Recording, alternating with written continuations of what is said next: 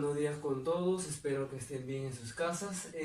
Continuando con el temario de biología, el día de hoy vamos a tomar un tema muy interesante y que suele venir en examen de tipo admisión. Vamos a continuar con el nivel de los seres vivos. Recuerda muy bien la primera clase, varias veces ya te la estoy haciendo recordar, en el cual los seres vivos tienen tres diferentes niveles: el nivel químico, el nivel biológico y el nivel ecológico.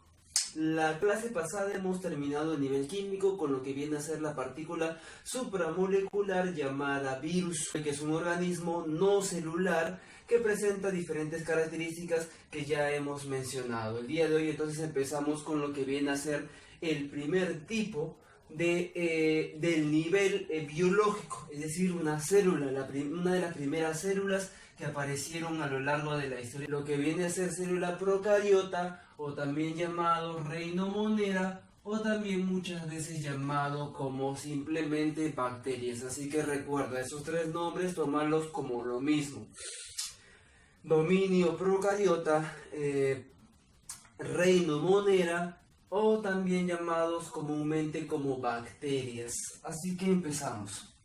Mira, una bacteria, como bien te acabo de decir hace un momento, es una célula, es decir, que ya es la primera unidad biológica de un ser vivo. Dominio procariota. ¿Qué significa el término procariota? El pro significa antes y el término cario significa núcleo. Aquellas células que no presentan un núcleo, sin núcleo. Y obviamente pertenecen al reino llamado reino monera. Recordamos o recapitulamos los 5 reinos que vienen a ser el reino monera como base primero, el reino protista, ¿ok? El reino fungi, el reino plantae y el reino animal. Ahí está tu reino. Ahora, estas de acá son células muy pequeñas en comparación con lo que vienen a ser las células eucariotas, que tienen un determinado tamaño, o incluso algunas que sí se pueden observar a simple vista. Estas de acá van de 1 a 10 micrómetros, es decir, 10 a la menos 3 centímetros. Un poco de historia para poder entender el conocimiento o cómo se supo sobre la existencia de las bacterias. Tenemos en 1862 a un personaje muy importante, padre de la microbiología, Louis Pasteur, ¿ok? Él fue justamente gracias a la utilización de bacterias que él pudo derrocar la teoría de generación espontánea, que me decía que los seres vivos nacen espontáneamente, como su nombre lo dice, de manera instantánea a partir de materia inorgánica u orgánica en putrefacción, con la presencia de una sustancia, hálito, alma, como quiera decirlo.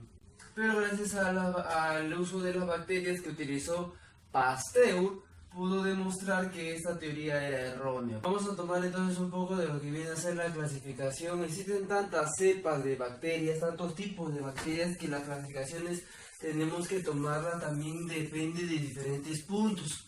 Uno de los primeros puntos es justamente el tipo de forma o la colonia que generan diferentes bacterias. Recuerda que las bacterias son seres individuales, pero que a la vez pueden formar diferentes colonias, ¿ok?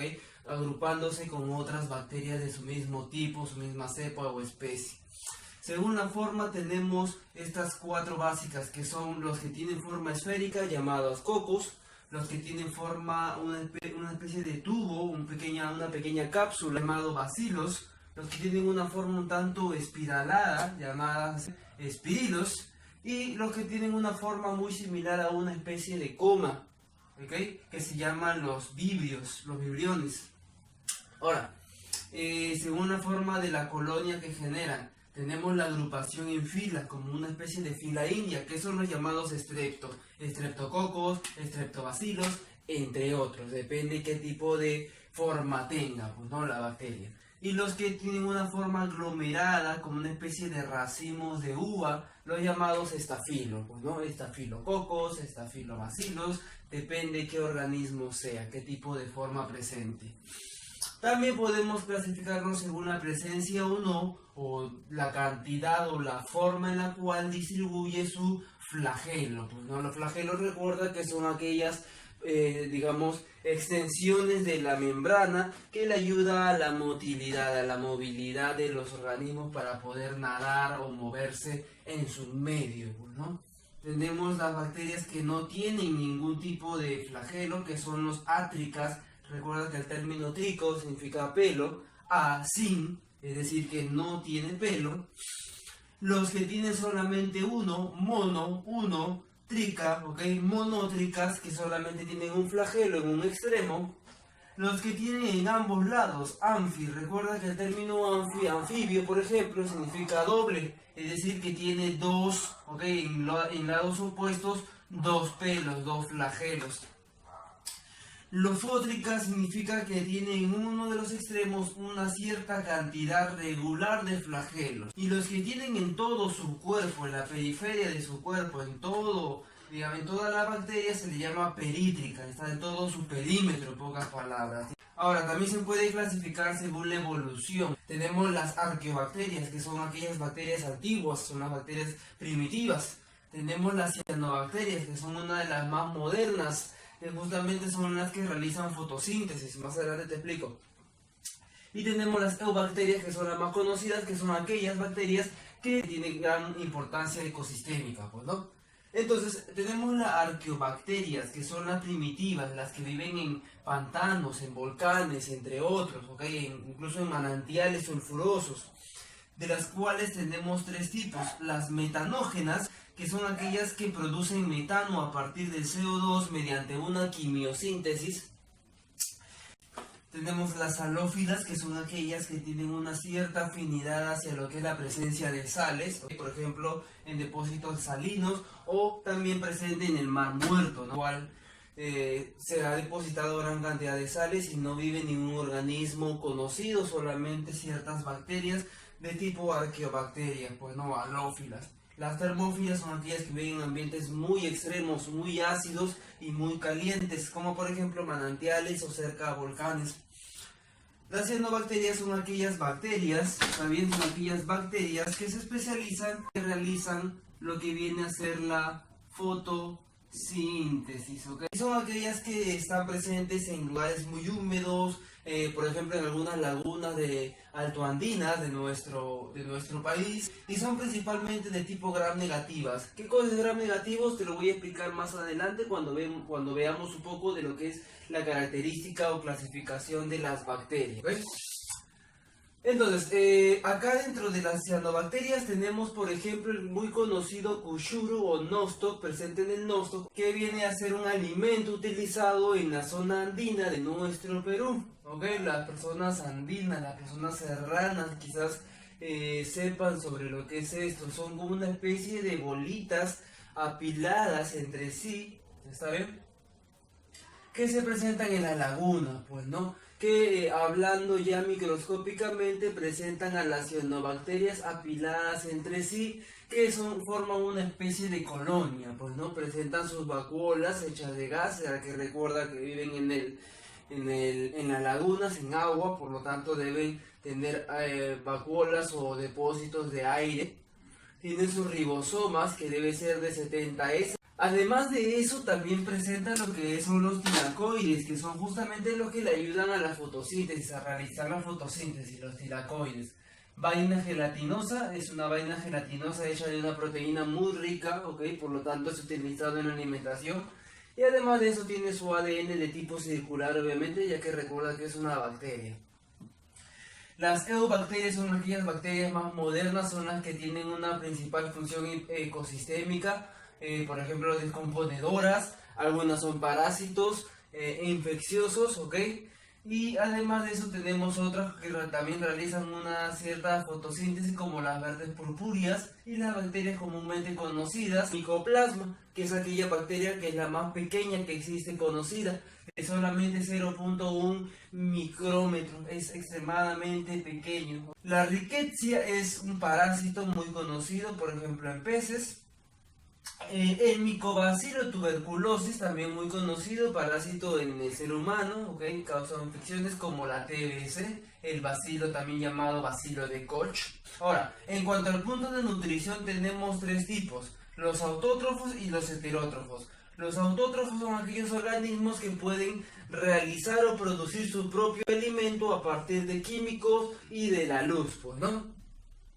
Los heterótrofos son aquellos, en cambio, que no pueden realizar ese tipo de metabolismo, por lo tanto necesitan alimentarse o obtener esos nutrientes a partir de otro organismo. Los autótrofos tenemos según la utilización químicos o la luz, y según la fuente de moléculas importantes a partir de la química o de la luz para poder transformarlos, ¿no? Tenemos entonces los que utilizan fuentes de tipo líticas, es decir, suelos, y los que presentan fuentes orgánicas, es decir, materia en putrefacción, por ejemplo, ¿no?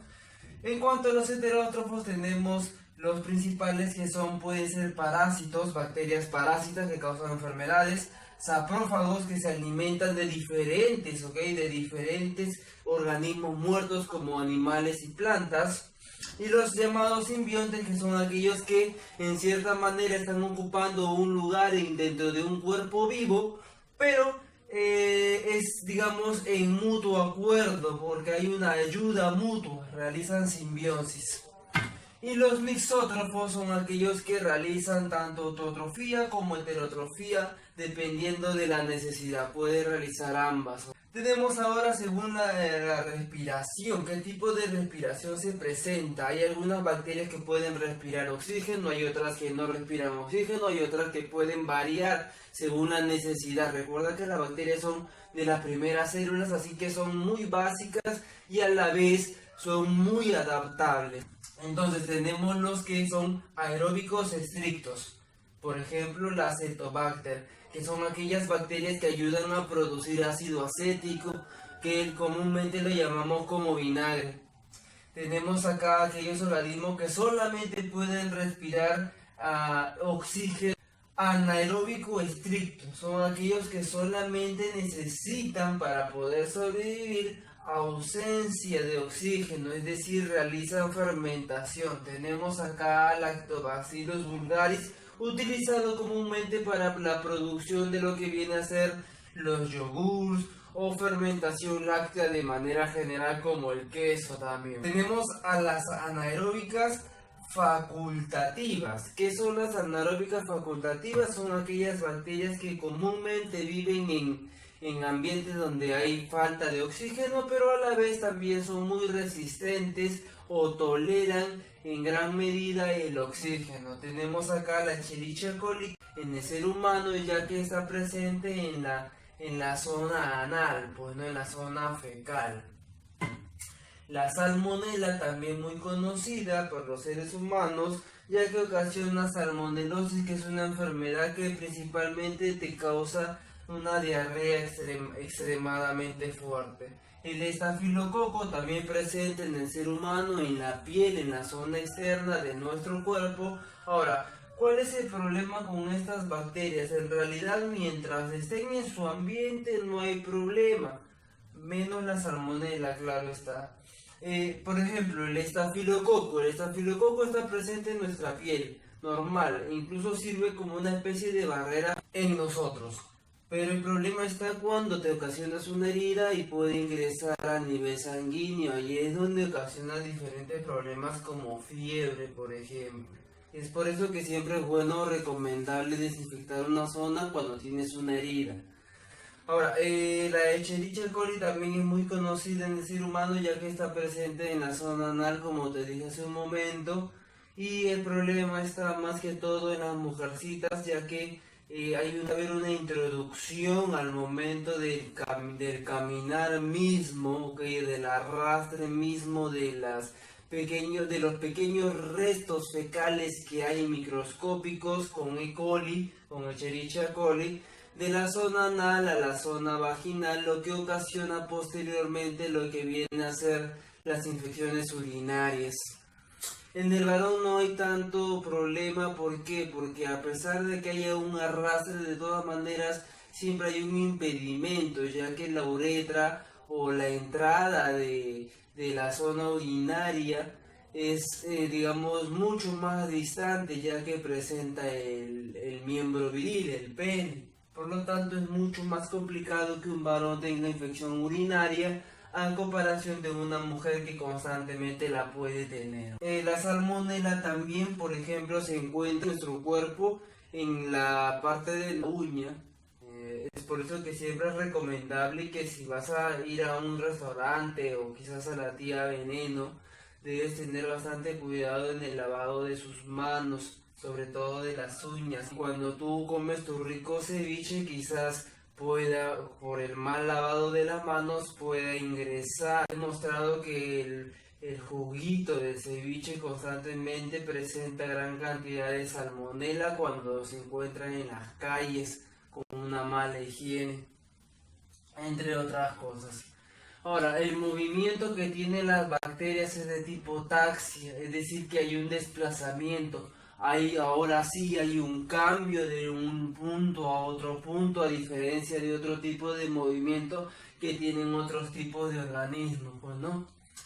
La reproducción que presentan las bacterias pueden ser de dos tipos: las asexuales, que es la común, la que comúnmente la realizan, donde las bacterias se va a dividir en dos, llamada fisión binaria. Ahora, la conjugación no es un tipo de reproducción propiamente dicho, pero de todas maneras está dentro de lo que viene a ser este tipo de metabolismo. Es el intercambio de ADN exógeno, el tipo plásmido. Más adelante me vas a entender. El plásmido es un ADN extra que presentan las bacterias que le ayuda a la adaptación o la mejora de ciertas características. Es un gen de resistencia, se le llama así. Este gen de resistencia va a permitir que las bacterias puedan intercambiar información, así como tú puedes intercambiar información con tu compañero, con tu amigo, las bacterias también lo pueden hacer. Pero al momento de intercambiar esa información no genera un nuevo individuo, no hay crías, por lo tanto en realidad no es una reproducción como tal.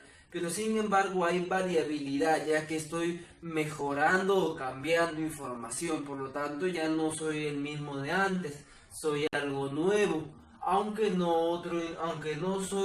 no genero individuos, soy diferente a lo que era antes, por lo tanto se considera todavía como parte del punto de reproducción, es un intercambio. Importancias que presentan las bacterias. Las bacterias tienen, por ejemplo, importancia ecosistémica muy importantes como descomponedores de materia orgánica. Si un cuerpo perece, un cuerpo muere, el principal descomponedor abundante en la naturaleza justamente son las bacterias.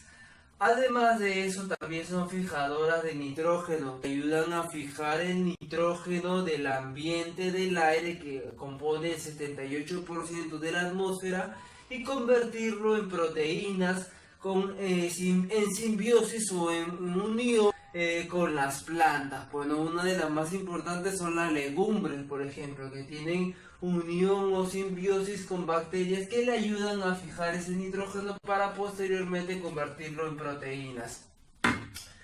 También muchas de ellas son sintetizadoras de vitaminas, que es utilizado actualmente por el ser humano para producir vitaminas humanas en bacterias. Por ejemplo, tenemos la biotina, que es una de las vitaminas más importantes en cuanto al metabolismo humano.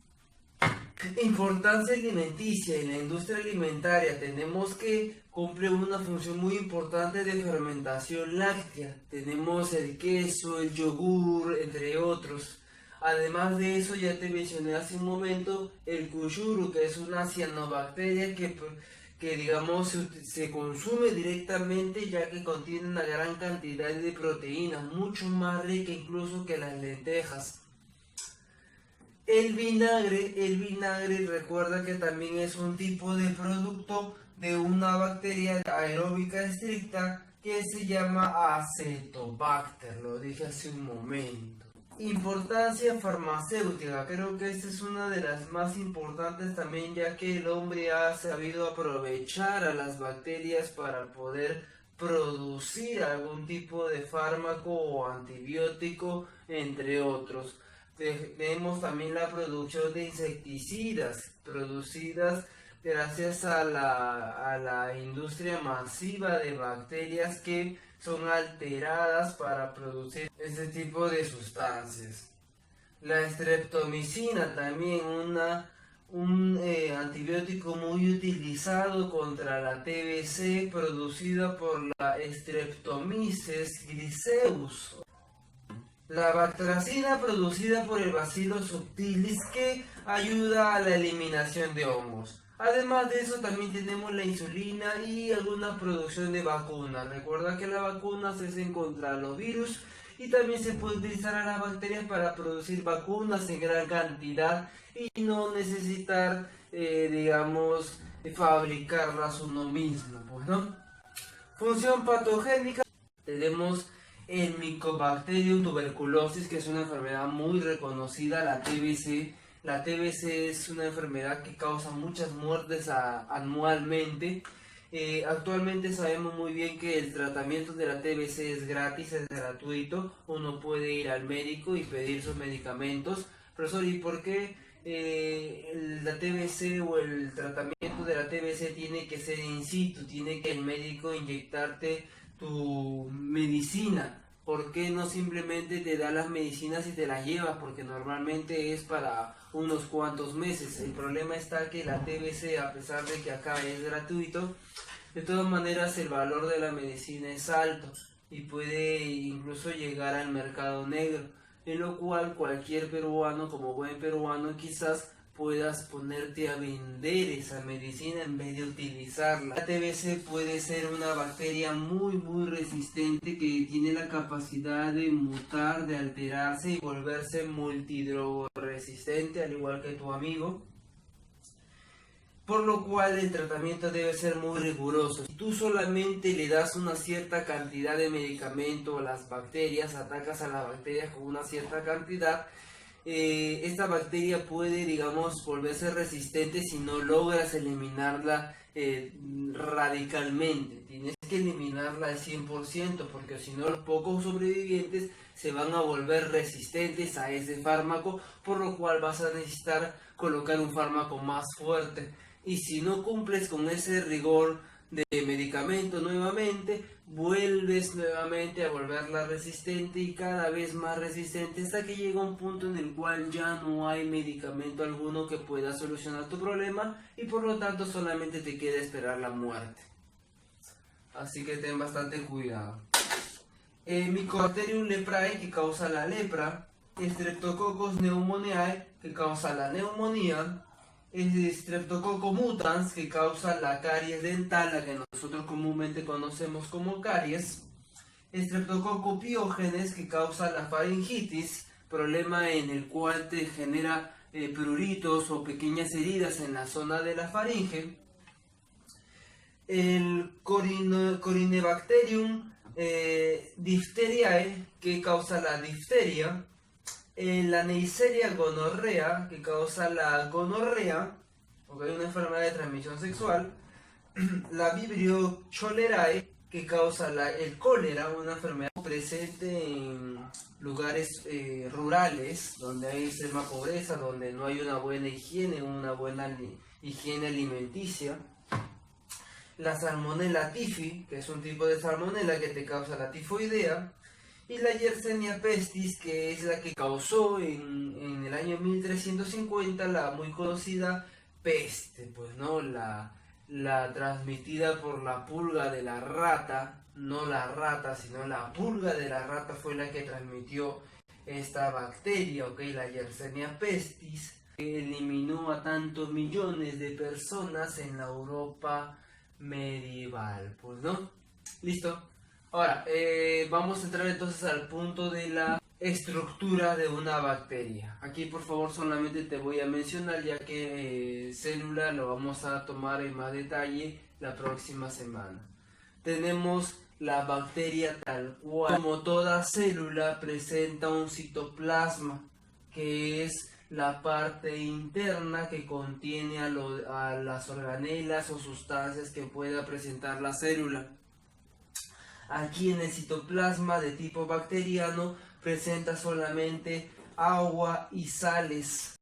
Y además de eso presentan las inclusiones que son pequeñas partículas que son, digamos, alimentos o desechos de alimentos que en proceso, en plena digestión. Esto es el citoplasma tan simple de las bacterias.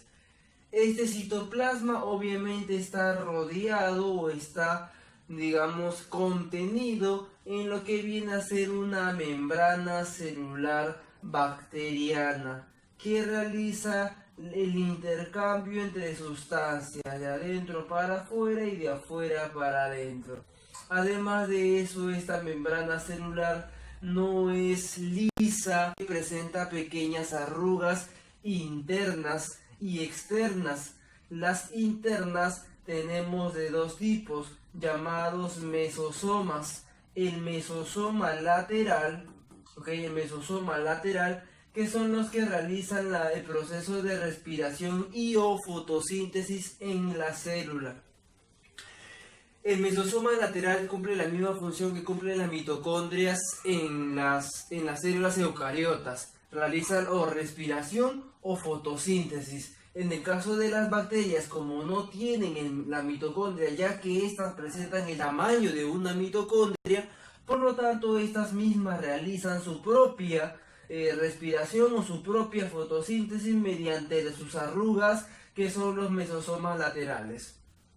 Ahora, esta membrana tiene una protección extra, ya que la membrana, recuerda que es fluida y blanda, es suave. Por lo tanto, necesita una estructura rígida que la proteja y que le dé además forma.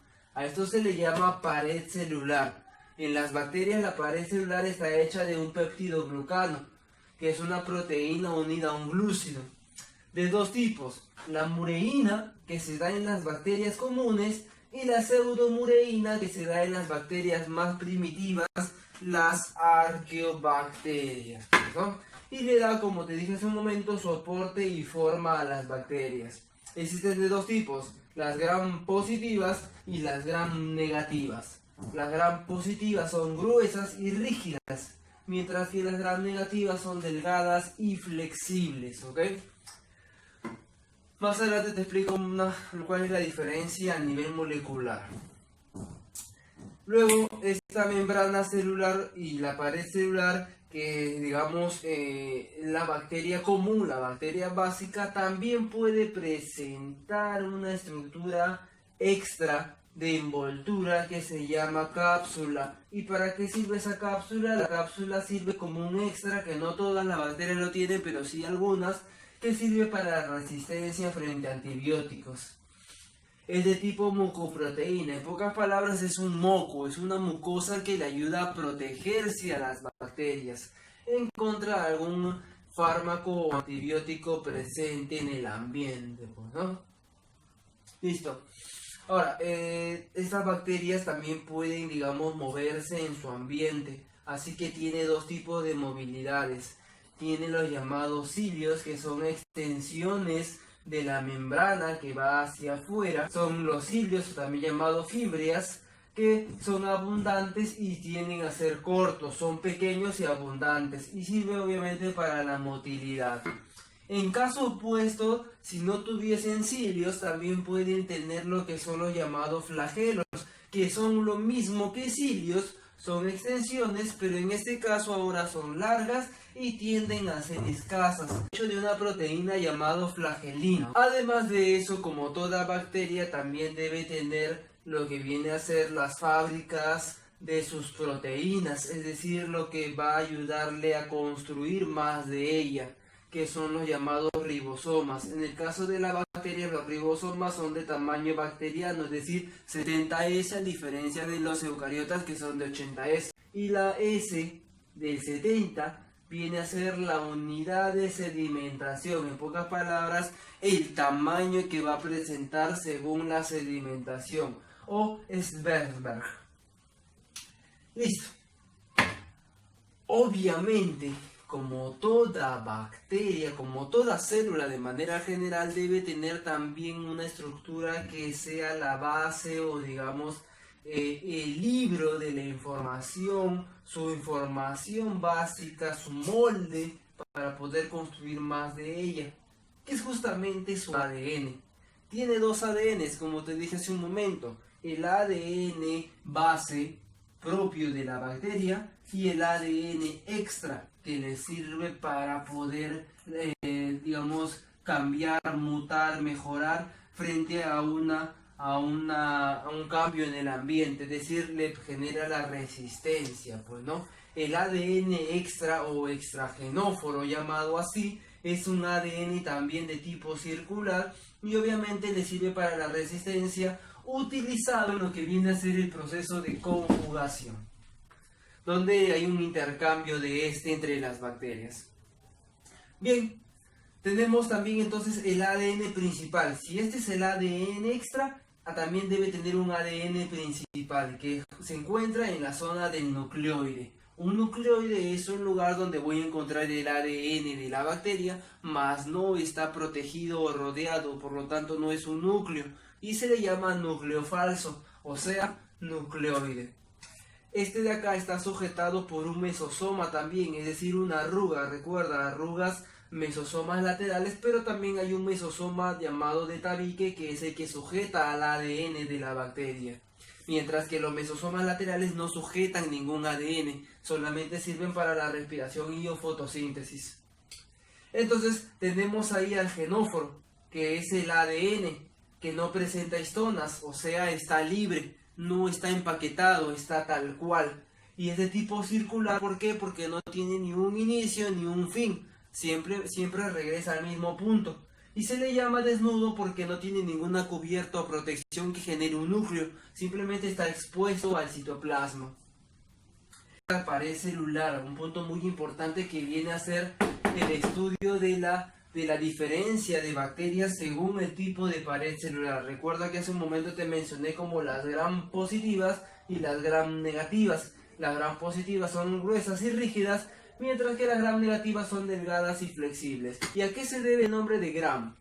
El nombre se debe al médico que las descubrió, que utilizó la tinción para poder determinar la diferencia entre estos dos tipos, que es justamente Hank Gram, que fue un médico que creó una mejora en la observación directa de estos mismos.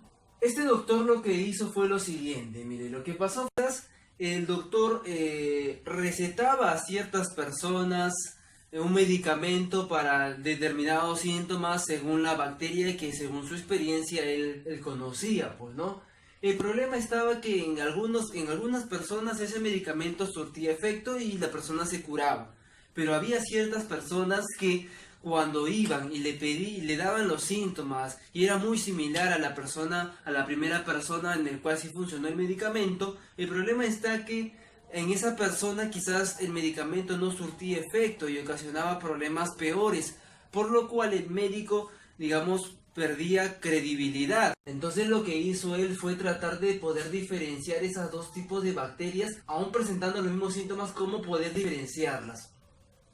Tenemos entonces que él utilizó dos pigmentos muy importantes, uno que daba el color azul y otro que da el color rojo, ¿ok?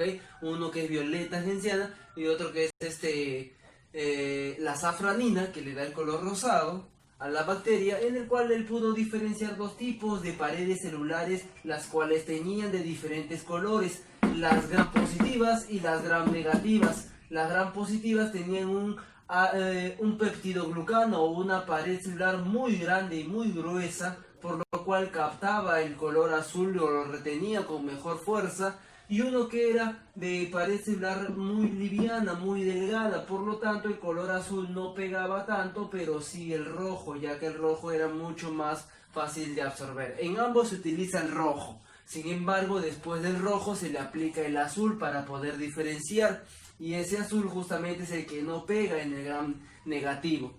Ahora, tenemos el ejemplo del positivo neumococo y uno de gram negativo sería la salmonela. Recuerda que los gram positivos tienen una pared celular gruesa y una sola bicapa de membrana celular, mientras que los gram negativos tienen dos bicapas lipídicas y una pared celular muy delgada. Bien, entonces para terminar vamos a ir al punto de la teoría endosimbiótica que sucedió hace 2000 millones de años atrás, según Lynn Margulis, en 1967. ¿Qué es lo que me dice esta teoría endosimbiótica? Me dice que la creación de los eucariotas está en base a los procariotas, es decir, que los eucariotas es una simbiosis o unión de procariotas. Una procariota de tipo arqueobacteria anaeróbica consumidora de CO2, una arqueobacteria primitiva que no respiraba oxígeno y consumía gran cantidad de CO2. Se unió a una bacteria aeróbica, es decir, que respiraba oxígeno y que utilizaba este para producir energía y poder degradar la molécula glucosa que se sintetizaba en las arqueobacterias, ya que esta era muy lenta para hacerlo. En cambio, las bacterias aeróbicas eran rápidas, entonces lo que hicieron fue unirse para poder mejorar sus características. Millones de años después se unieron a estas las bacterias fotosintéticas y que les facilitaron la producción de energía o de moléculas sin necesidad de tener que alimentarse. Y de ahí nacen los dos tipos de células eucariotas que existen, los del reino animal y los del reino vegetal con presencia de lo llamado cloroplasto. La bacteria aeróbica vendría a ser lo que actualmente conocemos como mitocondrias, mientras que las bacterias fotosintéticas vendría a ser lo que actualmente conocemos como cloroplastos. Ahora, esta única célula tenía la capacidad de producir glucosa a partir de CO2 mediante la fotosíntesis y además de eso tenía la capacidad de degradar esa glucosa y producir energía. Y esto vendría a ser una de las teorías más importantes que explicaría el por qué la mitocondria y el cloroplasto presentan estructuras, incluso ADN o incluso ribosomas que son de tipo bacteriano. Y bien, jóvenes, esto sería entonces la clase del día de hoy, cada uno de los puntos que son muy resaltantes dentro del tema de bacterias, como ciertas enfermedades que ya hemos tomado sus puntos, y sobre todo esta partecita de acá. Pues no quiero que te aboques a esta parte de acá que son las estructuras y partes y funciones de cada una de estas, pues no, de las bacterias. Así que entonces me despido y espero que tengan un buen fin de semana y nos vemos en una próxima oportunidad.